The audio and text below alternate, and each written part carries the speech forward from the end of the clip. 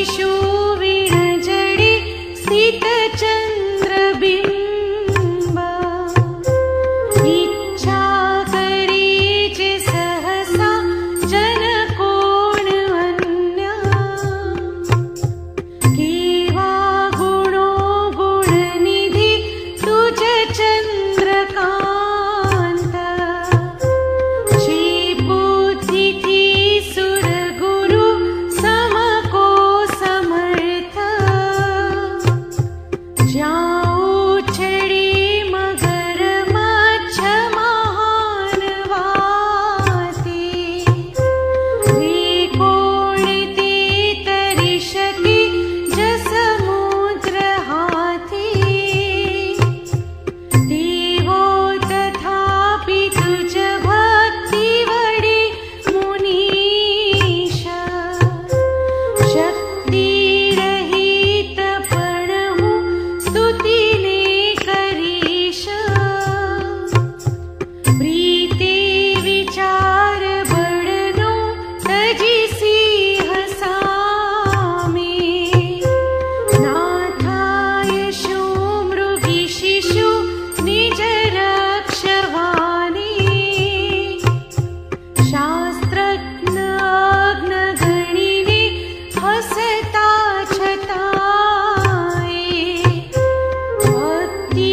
तमारी ज मने बळथी वदावे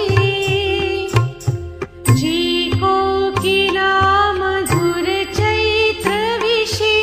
उच्चारे ते मात्र आम्रतरु मोरतना प्रभावे बांधेल पाप जनना भव सर्व जेह तारी स्तुतिथि क्षणमा क्षय थाय तेह आलोक व्याप्त निशिनु भमरा समान अंधारु सूर्य किरणोथी हणाय जेम मानी जतेम स्तुतिनाथ तमारी आमे आरंभी अल्पमतिथि प्रभुना प्रभावे जी चित्त सज्जन हरे जम बिंदु पामे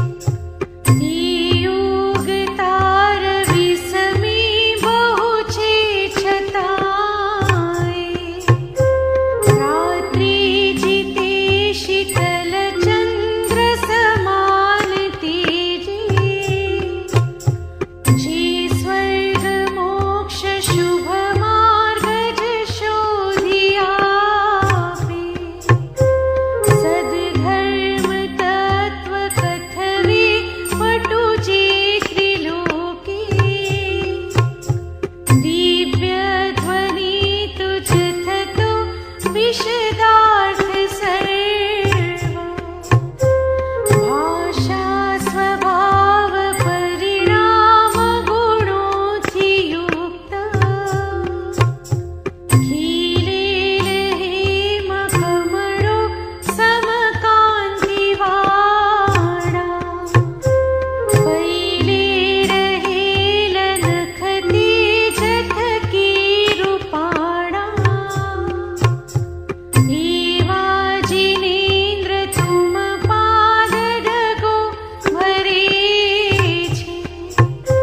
त्या कल्पना कमळनी विबुधो करे छे देवी जिनेन्द्र थई जे विभूति तमोने धर्मोपदेश समय नहीं ते बिजाने जीवी प्रभाति निरहारी रवि तणी छे देवी प्रकाशित ग्रहोनी कदी बनी छे वहता मदे मलिन चंचल शीरते गुंजारवे भ्रमरना बहु क्रोधी ऐरावते तुलित उद्धत हाथी सामे आवेल जोई तुम आश्रित भोन पामे भीदी गजेन्द्र शिर श्वेत रुधिर वाड़ा मोती समूह थकी भूमि दीपावे दौड़ेल सिंह तड़ी डोट विषे पड़े जे नातू ज पाद गिरि आश्रयथी मरे ते जो जोर मां प्रलयना पवने थयेलो ओढाओडे बहु ज अग्नि विषे धिकेलो संहार शे जगत सन्मुख तेम आवे ते तुज कीर्तन रूपी जड़ शांत पाड़े जे रक्त नेत्र पिक कंठ समान काढ़ो ऊंची पड़े सरप सन्मुख आवनारो तेने निशंक जनते हौलंघि चाले त्वं नाम नागदमनि दिलजेह धारे नाचे तुरंग गज शब्द करे महान एवो रणे नृपतिनु बळवान सैन्य भेदाय चेति मीरजे मरवी